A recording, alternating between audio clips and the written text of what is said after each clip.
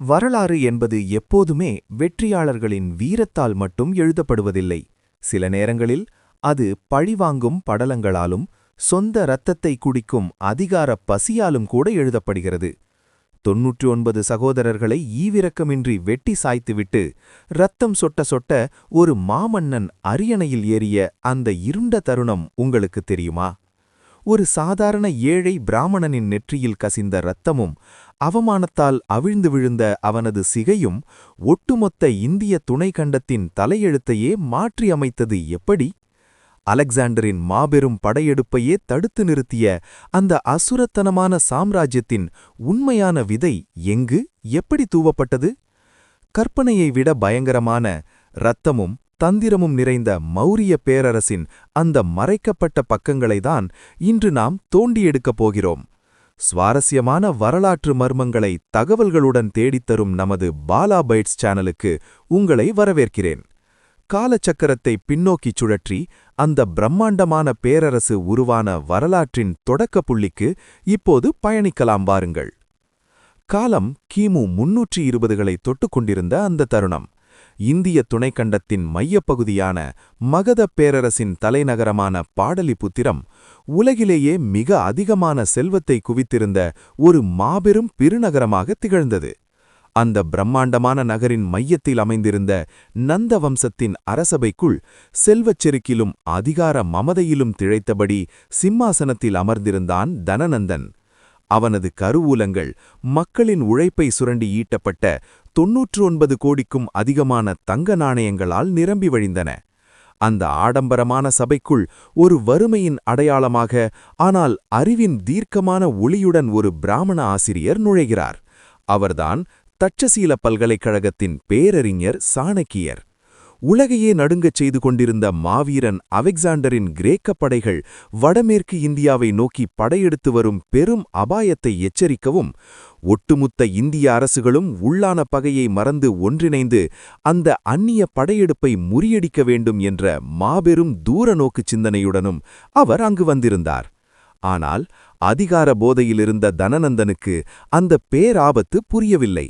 மாறாக சாணக்கியரின் வறுமையான தோற்றத்தையும் கருத்த நிறத்தையும் சுட்டிக்காட்டி ஒட்டுமொத்த அரசபையின் முன்பும் மிக கொடூரமாக கேலி செய்தான்.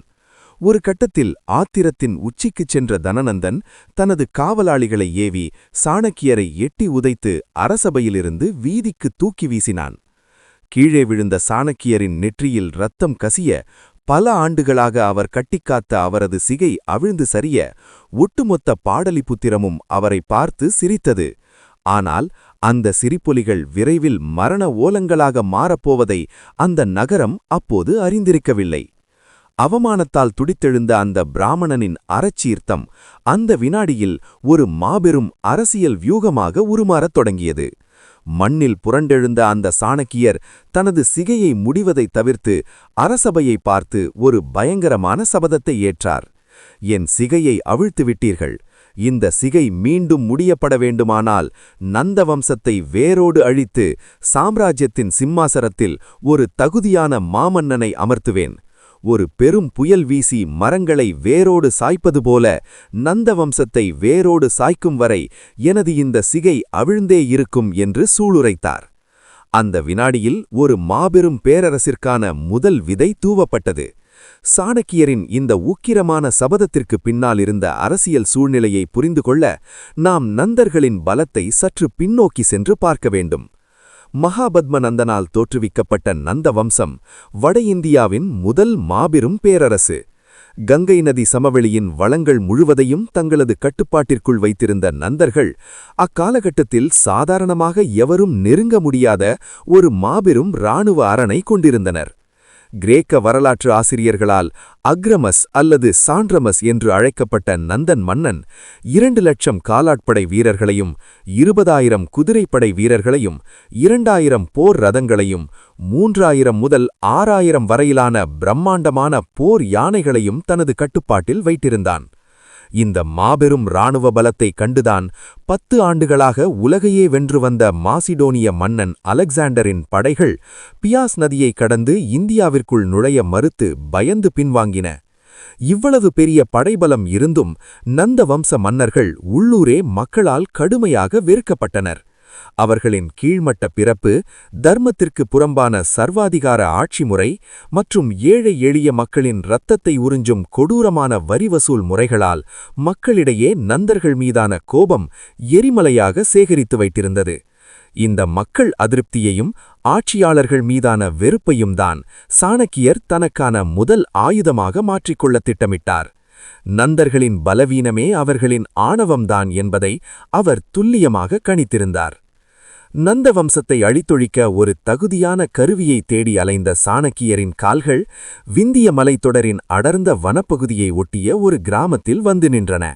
அங்கு புழுது படிந்த வீதிகளில் சில சிறுவர்கள் ஒரு விசித்திரமான விளையாட்டை விளையாடிக் கொண்டிருந்தனர். அது ராஜகீலம் எனப்படும் அரசபையை நடத்தும் நாடக விளையாட்டு.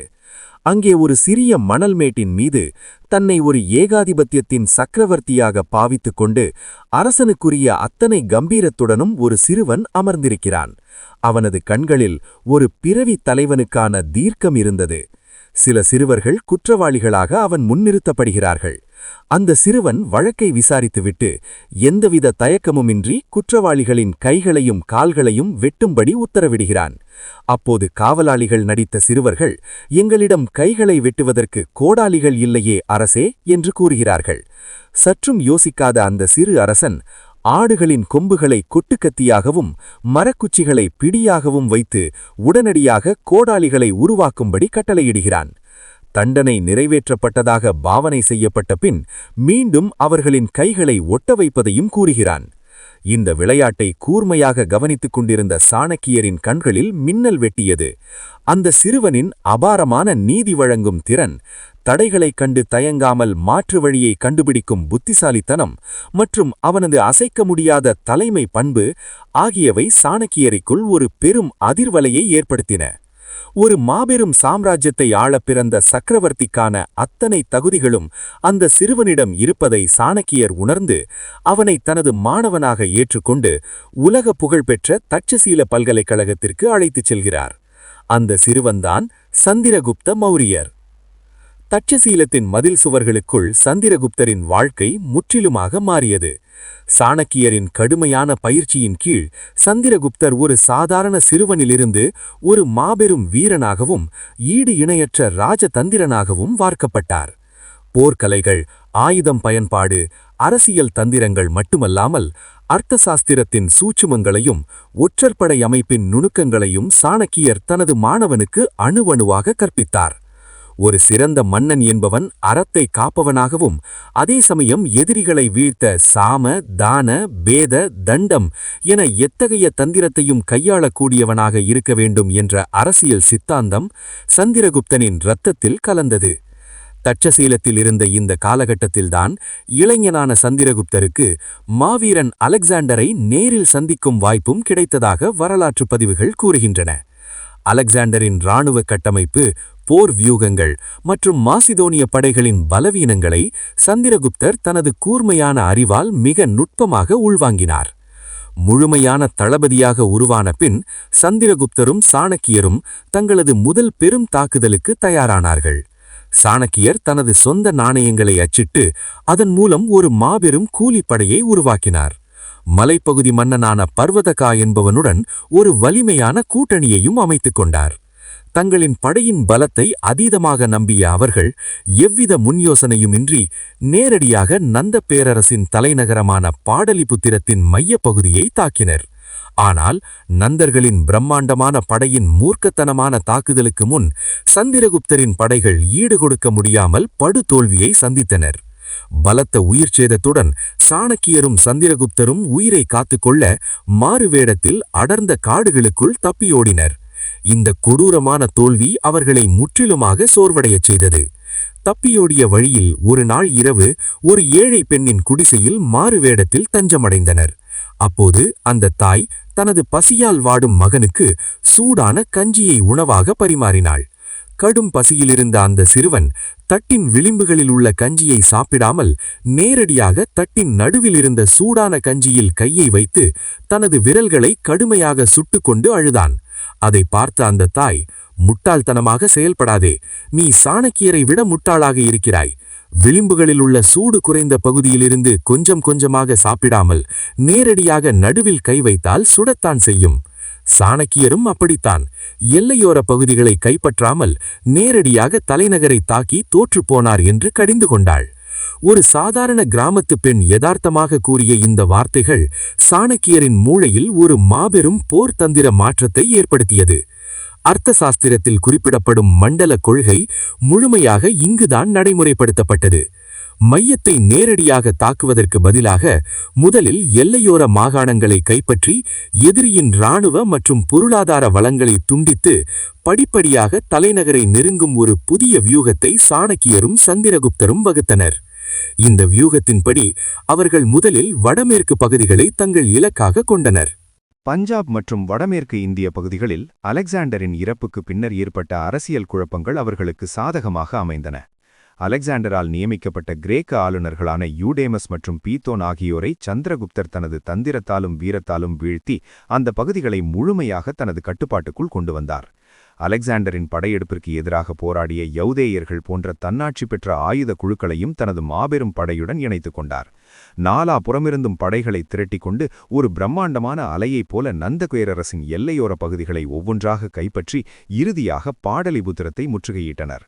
பல மாதங்கள் நீடித்த கடுமையான போருக்கும் நுண்ணிய ஒற்றற்படை தாக்குதலுக்கும் பிறகு கிமு 321 தனநந்தன் முழுமையாக தோற்கடிக்கப்பட்டான். நந்த வம்சம் வேரோடு அழிக்கப்பட்டது. 21 வயதை நிரம்பிய சந்திரகுப்த மௌரியர் நந்தர்களின் இரத்தக்களரியான சிம்மாசனத்தில் ஒரு புதிய சாம்ராஜ்யத்தின் மாமன்னராக முடிசூட்டப்பட்டார். சாணக்கியரின் சபதம் நிறைவேறியது. பல ஆண்டுகளாக அவிழ்ந்து கிடந்த அவமானத்தின் குறியீடான அவரது சிகை வெற்றியின் கம்பீரத்துடன் மீண்டும் முடியப்பட்டது. அங்கே பிறந்ததுதான் உலக வரலாற்றின் திசையையே மாற்றியமைத்த மௌரிய பேரரசு. சந்திரகுப்தரின் தலைமையிலும் சாணக்கியரின் வழிகாட்டுதலிலும் இந்தியா முதன்முறையாக ஒரு குடையின் கீழ் ஒருங்கிணைக்கப்படத் தொடங்கியது. ஆனால் சந்திரகுப்தரின் மாபெரும் வெற்றிகள் இந்தியாவோடு சுருங்கிவிடவில்லை. அவர் சர்வதேச அளவிலான ஒரு பெரும் அச்சுறுத்தலையும் எதிர்கொள்ள வேண்டியிருந்தது. கிமு 323 அலெக்சாண்டரின் மரணத்திற்கு பிறகு அவரது மாபெரும் சாம்ராஜ்யம் அவரது படைத்தளபதிகளால் துண்டு துண்டாக பிரிக்கப்பட்டது. ஆசிய பகுதிகளின் முழு அதிகாரத்தையும் அலெக்சாண்டரின் தலைசிறந்த மற்றும் மூர்க்கமான படைத்தளபதியான செலியூக்கஸ் நிக்கேட்டர் கைப்பற்றியிருந்தான். மாசிதோனிய பேரரசின் புகழை மீண்டும் நிலைநாட்டவும் அலெக்சாண்டர் விட்டுச் சென்ற இந்திய பகுதிகளை மீண்டும் கைப்பற்றவும் கனவு கண்ட செலியூக்கஸ் கிமு 305 சிந்து நதியை கடந்து ஒரு மாபெரும் படையுடன் இந்தியாவிற்குள் நுழைந்தான். ஆனால் செலியூக்கஸ் எதிர்பார்த்த போல இந்தியா அப்போது சிறு சிறு ராஜ்யங்களாக சிதறுண்ட தேசமாக இல்லை. ஒட்டுமொத்த வட இந்தியாவும் சாணக்கியரின் அதீத ராஜதந்திர வழிகாட்டுதலில் சந்திரகுப்தரின் வாழின் கீழ் ஒரு அசைக்க முடியாத இரும்பு கோட்டையாக மாறியிருந்தது. சிந்து நதி சமவெளியில் கிரேக்க மாசிதோனிய படைகளுக்கும் மௌரிய படைகளுக்கும் இடையே ஒரு பிரம்மாண்டமான உலகப் போர் மூண்டது. கிரேக்கர்களின் உலக புகழ்பெற்ற ஃபாலங்ஸ் எனப்படும் ஈட்டி ஏந்திய தரைப்படை வியூகத்தை சந்திரகுப்தரின் மூர்க்கத்தனமான போர் யானைகள் தரைமட்டமாக்கி சின்னாபின்னமாக்கின. போர்க்களத்தில் நிகழ்ந்த பல பரீட்சை குறித்த நேரடி தரவுகள் விரிவாக இல்லாவிட்டாலும் இந்த போரின் முடிவில் கையெழுத்தான வரலாற்றுச் சிறப்புமிக்க அமைதி உடன்படிக்கை சந்திரகுப்தர் கிரேக்கர்கள் மீது எவ்வளவு பெரிய மற்றும் அசுரத்தனமான வெற்றியை பெற்றார் என்பதை ஆணித்தனமாக நிரூபிக்கிறது. கிமு 303 செய்து கொள்ளப்பட்ட அந்த உடன்படிக்கை உலக அரசியலில் மௌரிய பேரரசை ஒரு அசைக்க முடியாத மாபெரும் சக்தியாக நிலைநிறுத்தியது. போரில் அடைந்த படுதோல்வியின் காரணமாக செலியூக்கஸ் நிக்கேட்டர் தான் கைப்பற்றியிருந்த ஆரியா, அரக்கோசியா, ஜெட்ரோசியா மற்றும் பாரோபமிசாடை ஆகிய 4 மாபெரும் மாகாணங்களை, தற்போதைய ஆப்கானிஸ்தான் மற்றும் பலூச்சிஸ்தான் பகுதிகளை எந்தவித நிபந்தனையும் இல்லாமல் சந்திரகுப்தரிடம் ஒப்படைக்க வேண்டிய கட்டாயத்திற்கு உள்ளானான். இதன் மூலம் மௌரிய பேரரசின் மேற்கு எல்லை ஈரான் வரை நீண்டது. இது மட்டுமின்றி 2 பேரரசுகளுக்கும் இடையிலான ஒரு சுமூகமான திருமண உறவும் ஏற்படுத்தப்பட்டது. செலியூக்கஸ் தனது மகளை வரலாற்று மரபில் ஹெலீனா என அறியப்படுபவளை சந்திரகுப்தருக்கு மணமுடித்து கொடுத்தான். இந்த மாபெரும் வெற்றிக்கு பரிமாற்றமாக சந்திரகுப்தர் தனது தரப்பிலிருந்து 500 போர் யானைகளை செலியூக்கஸுக்கு பரிசாக வழங்கினார். சந்திரகுப்தர் கொடுத்த அந்த 500 போர் யானைகளின் உதவியால்தான் செலியூக்கஸ் நிக்கேட்டர் மேற்கத்திய நாடுகளில் தனது எதிரிகளை வீழ்த்தி வெற்றிகளை குவித்தார் என்பது வரலாற்று முரண். மேலும் 2 சாம்ராஜ்யங்களுக்கும் இடையிலான இந்த தூதரக உறவின் அடையாளமாக கிரேக்க தூதரான மெகஸ்தெனீஸ் பாடலிபுத்திர அரசபைக்கு அனுப்பி வைக்கப்பட்டார். அவர் மூலமாகவே மௌரிய பேரரசின் பெருமைகள் உலகம் அறிந்தது. எந்த அலெக்சாண்டரின் படையைக் கண்டு இந்திய அரசர்கள் அஞ்சினரோ அதே மாசிதோனிய படையை மண்ணை கவ்வ வைத்து ஒரு சொட்டு ரத்தம் சிந்தாமல் இந்தியாவின் எல்லைகளை பாதுகாத்தார் சந்திரகுப்த மௌரியர். தனது வாழ்முனையால் ஒரு மாபெரும் சாம்ராஜ்யத்தை உருவாக்கி நாட்டை பொருளாதாரத்திலும் கட்டமைப்பு வசதிகளிலும் உச்சத்திற்கு கொண்டு சென்ற சந்திரகுப்தர் தனது இறுதி காலத்தில் அதிகாரத்தின் உச்சத்திலிருந்து முற்றிலுமாக விலகி ஆன்மீகத்தை நாடினார். சமணமத மரபுகளின்படி மௌரிய பேரரசில் தொடர்ச்சியாக 12 ஆண்டுகள் மிக கொடிய பஞ்சம் ஏற்பட்டபோது மக்களின் துயரத்தைக் கண்டு மனம் வருந்திய சந்திரகுப்தர் தனது சக்கரவர்த்தி என்ற மகுடத்தை தனது மகன் பிந்துசாரரிடம் ஒப்படைத்துவிட்டு அரச வாழ்வை துறந்தார். ஒரு சாதாரண துறவியாக பரிணமித்த அவர் சமண துறவியான பத்ரபாகுவுடன் இணைந்து தென்னிந்தியாவில் உள்ள சரவணபெலகோலாவிற்கு பயணம் மேற்கொண்டார். அங்கு சமண நெறிமுறையான சல்லேகனா என்ற மிக கடுமையான நோன்பை கடைபிடித்தார். எந்த மன்னனின் வாழ்மீழ்ச்சிக்கு அஞ்சி மாபெரும் சாம்ராஜ்யங்கள் நடுங்கினவோ அதே மன்னன் எவ்வித ஆயுதமும் இன்றி பசியை வென்று அமைதியாக மரணத்தை தழுவியது இந்திய வரலாற்றில் என்றென்றும் நினைவு கூறத்தக்க ஒரு மிக உணர்ச்சி மிகுந்த முரண்பாடாகும். சந்திரகுப்தரின் இந்த தியாக பயணத்திற்கு பிறகு கிமு 297இல் அவரது மகன் பிந்துசாரர் மகதத்தின் அரியணையில் ஏறி சாம்ராஜ்யத்தின் பொறுப்பை ஏற்றார். சாணக்கியரின் நேரடி கண்காணிப்பிலும் வழிகாட்டுதலிலும் சிறுவயது முதலே வளர்ந்த பிந்துசாரர் ஒரு மிகச்சிறந்த நிர்வாகியாகவும் சாம்ராஜ்யத்தின் எல்லைகளை துணிகரமாக விரிவுபடுத்தும் மாமன்னராகவும் உருவெடுத்தார். கிரேக்க வரலாற்றாசிரியர்கள் பிந்துசாரரின் வீரத்தைக் கண்டு வியந்து அவரை அமித்ரோகாட்டஸ் என்று அழைத்தனர். இதன் சமஸ்கிருத வடிவம் அமித்ரகாதா என்பதாகும். அதற்கு எதிரிகளை வேரோடு அழிப்பவன் என்று பொருள். சந்திரகுப்தரின் காலத்தில் ஒட்டுமொத்த வட இந்தியாவும் மௌரிய பேரரசின் கட்டுப்பாட்டிற்குள் கொண்டுவரப்பட்டிருந்தது. எனவே பிந்துசாரரின் கூர்மையான பார்வை தென்னிந்தியாவை நோக்கி திரும்பியது. தனது தந்தையின் விட்டுச் சென்ற பணியை தொடர்ந்த பிந்துசாரர் தக்கான பீடபூமியை நோக்கி தனது படைகளை செலுத்தினார். அவர் 16 அரசர்களை போர்க்களத்தில் வீழ்த்தி கிழக்கிலும் மேற்கிலும் 2 கடல்களுக்கும் இடைப்பட்ட பரந்த நிலப்பரப்புகளை மௌரிய பேரரசுடன் இணைத்து சாம்ராஜ்யத்தை விரிவுபடுத்தினார். மௌரியரின் இந்த உக்கிரமான தென்னிந்திய படையெடுப்பு குறித்த மிக துல்லியமான மற்றும் முக்கியமான வரலாற்று ஆதாரங்கள் வட இந்திய நூல்களை விட பண்டைய தமிழ் சங்க இலக்கியங்களில் மிக ஆழமாக பதிவு செய்யப்பட்டுள்ளன. குறிப்பாக புகழ்பெற்ற சங்ககால புலவரான மாமூலனார் தனது அகநானூறு மற்றும் புறநானூறு பாடல்களில் மௌரிய படைகளின் தமிழ்நாட்டு படையெடுப்பை பற்றி மிக தெளிவாக விவரித்துள்ளார். பிந்துசாரரின் கட்டுப்பாட்டில் இருந்த மௌரிய படைகள் விந்திய மலைகளை கடந்து தென்னிந்தியாவை தாக்கியபோது ஆந்திர மற்றும் கர்நாடக பகுதியைச் சேர்ந்த வடுகர்கள் மற்றும் கோசர்கள் அவர்களின் முன்வரிசை படையாக செயல்பட்டனர் என்பதை புலவர் மாமூலனார் குறிப்பிடுகிறார். இந்த பிரம்மாண்டமான மௌரிய படையெடுப்பை எதிர்கொள்ள முடியாமல் பல சிறு குறு மன்னர்கள் வீழ்ந்தாலும் தென்கோடியில் இருந்த தமிழ் அரசுகள் சற்றும் சளைக்கவில்லை. குறிப்பாக சோழ மன்னன் இளஞ்சேட்சென்னி மற்றும் சேர பாண்டிய அரசர்கள் ஒன்றிணைந்து இந்த மௌரிய படையெடுப்பை மிக கடுமையாக எதிர்த்து முறியடித்தனர். இவர்களின் மூர்க்கத்தனமான எதிர்ப்பின் காரணமாக பிந்துசாரர் தனது படையெடுப்பை கர்நாடக எல்லையோடு நிறுத்திக் கொள்ள வேண்டியதாக ஆயிற்று. தெற்கே தமிழ் மூவேந்தர்களின் நாடுகளும் கிழக்கே கலிங்கமும் மட்டுமே அந்த மாபெரும் மௌரிய பேரரசின் கட்டுப்பாட்டிற்கு வெளியே தங்களின் சுதந்திரத்தை தக்க வைத்துக் கொண்டு கம்பீரமாக நின்றன. பிந்துசாரர் போர்க்களத்தில் ஈவிரக்கமற்ற ஒரு போர்வீரனாக இருந்தபோதிலும் அவர் தனது அரசபையில் உலகளாவிய அறிவு தேடல் கொண்ட ஒரு ராஜதந்திரியாகவும் திகழ்ந்தார். அவர் மாசிதோனிய செலியூசிட் பேரரசின் புதிய மன்னனான முதலாம் ஆன்டியோகசுடன் மிக நெருக்கிய தூதரக உறவை பேணி வந்தார். கிரேக்க வரலாற்றாசிரியர் அத்தேனியஸ் இது குறித்து ஒரு சுவாரஸ்யமான கடித பரிமாற்றத்தை பதிவு செய்துள்ளார். பிந்துசாரர் ஆன்டியோகஸுக்கு ஒரு கடிதம் எழுதினார். அதில் அவர் தனக்காக சில அத்திப்பழங்கள், இனிமையான கிரேக்க மது மற்றும் தத்துவங்களை போதிக்கும் ஒரு சிறந்த கிரேக்க தத்துவஞானியை விலைக்கு அனுப்பி வைக்கும்படி கோரினார். இந்த கடிதத்திற்கு பதிலளித்த ஆன்டியோகஸ் பிந்துசாரர் கேட்ட அத்திப்பழங்களையும் மதுவையும் அதிக அளவில் அனுப்பி வைத்தான். ஆனால் ஒரு மனிதனை, அதிலும் குறிப்பாக ஒரு தத்துவஞானியை விலைக்கு விற்பது என்பது எங்கள் கிரேக்க சட்டங்களின்படி தடை செய்யப்பட்டுள்ளது என்று கூறி தத்துவஞானியை மட்டும் அனுப்ப நாசூக்காக மறுத்துவிட்டான். இரு தேசங்களுக்கு இடையிலான இந்த சுவாரஸ்யமான நிகழ்வு மௌரிய அரசபையில் இருந்த அறிவார்ந்த தேடலையும் கிரேக்கர்களுடனான அவர்களின் ஆழ்ந்த கலாச்சார மற்றும் வணிக பரிமாற்றத்தையும் மிக தெளிவாக காட்டுகிறது. பிந்துசாரரின் 25 ஆண்டு கால சிறப்பான ஆட்சி மௌரிய பேரரசுக்கு ஒரு மாபெரும் பரிஸ்திதி ஸ்திரத்தை கொடுத்தது. எந்த ஒரு பெரிய உள்நாட்டு கலகமும் இன்றி சாணக்கியரின் அர்த்தசாஸ்திர நெறிமுறைகளை தீவிரமாக தழுவி மிகச்சிறந்த நிர்வாக கட்டமைப்பை பிந்துசாரன் பேணி வந்தார். ஆனால் அமைதியாக சென்று கொண்டிருந்த பிந்துசாரரின் இறுதி நாட்கள் மௌரிய பேரரசின் வானத்தில் இரத்தக்களரியான இருண்ட மேகங்களை சூழ்ந்து கொள்ளச் செய்தன. கிமு 273இல் பிந்துசாரரின் உடல்நிலை மிகவும் மோசமடைந்தது. ஒரு மாபெரும் சாம்ராஜ்யத்தின் அடுத்த வாரிசு யார் என்ற கேள்வி பாடலிபுத்திரத்தின் அதிகார தாழ்வாரங்களில் உக்கிரமான அரசியல் சதுரங்கத்தை விளையாடத் தொடங்கியது. பிந்துசாரருக்கு அவரது பல மனைவிகள் மூலம் 100க்கும் மேற்பட்ட மகன்கள் இருந்தனர். அவர்களில் சுசீமா மூத்த மகனாகவும் அரியணைக்கு மிகவும் தகுதியானவனாகவும் அரசபை கட்டுப்பாடுகளால் கருதப்பட்டான். ஆனால் உஜ்ஜயினியின் ஆளுநராக இருந்த அவனது சகோதரன் அசோகர் மிக கொடூரமான போர் செயல்திறனும் அடக்க முடியாத அதிகார பசியும் கொண்டவராக இருந்தார். பிந்துசாரர் மரணமடைந்த அடுத்த கணமே மௌரிய சாம்ராஜ்யம் அதுவரை கண்டதிராத ஒரு பயங்கரமான வாரிசுரிமை போருக்குள் தள்ளப்பட்டது. அரியணைக்கான போட்டியில் குறுக்கிட்ட தனது சொந்த சகோதரர்கள் அனைவரையும் அசோகர் ஒரு வேட்டை மிருகத்தைப் போல ஈவிரக்கமின்றி வேட்டையாடினார். பௌத்த நூல்களின் அதிர்ச்சியூட்டும் குறிப்புகளின்படி அவர் அதிகாரத்தை கைப்பற்றுவதற்காக தனது 99 சகோதரர்களை கொன்று குவித்து இரத்தக்கரையுடன் மௌரிய சிம்மாசனத்தில் ஏறினதாக கூறப்படுகிறது. இந்த பயங்கரமான அதிகார போரில் அசோகருக்கு பிந்துசாரரின் அமைச்சர்களான கல்லாடகரும் ராதாகுப்தரும் திரைமறைவில் பெருமளவு உதவி செய்ததாக வரலாற்று குறிப்புகள் தெரிவிக்கின்றன. தன்னுடைய சொந்த இரத்தத்தையே சிந்தி சகோதரர்களின் பிறக்குவியல்கள் மீது ஏறி சிம்மாசனத்தில் அமர்ந்ததால் அவரது ஆட்சியின் ஆரம்ப காலத்தில் அவர் சண்டாசோகர் என கொடிய அசோகர் என மக்களால் அச்சத்துடன் அழைக்கப்பட்டார். இந்த மனிதனின் அதிகார பசியும் குரூரமும் உச்சத்தை எட்டி பின்னாளில் கலிங்க போரின் பல லட்சம் பிணக்குவியல்களுக்கு மத்தியில் ஒரு மாபெரும் ஆன்மீக திறப்பை கொடுத்து அவரை உலகமே வியந்து போகும் தேவனாம் பிரியர் அசோகராக மாற்றப் போகிறது என்பது வரலாற்று அப்போது அறிந்திருக்கவில்லை. ஒரு பிராமணனின் சபதத்தில் தொடங்கி தந்திரத்தாலும் வீரத்தாலும் கட்டமைக்கப்பட்ட அந்த சாம்ராஜ்யம் இப்போது அசோகரின் ரத்தம் தோய்ந்த கைகளில் தனது அடுத்த மாபெரும் பயணத்திற்காக காத்திருந்தது.